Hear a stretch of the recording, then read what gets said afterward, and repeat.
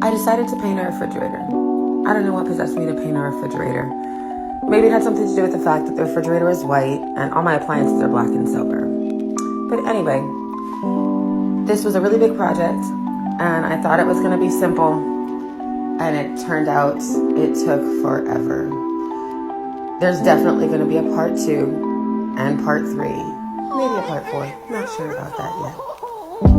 But I'm really proud of this piece. It definitely came together. And in the beginning, it looks like just a blob, but you'll see.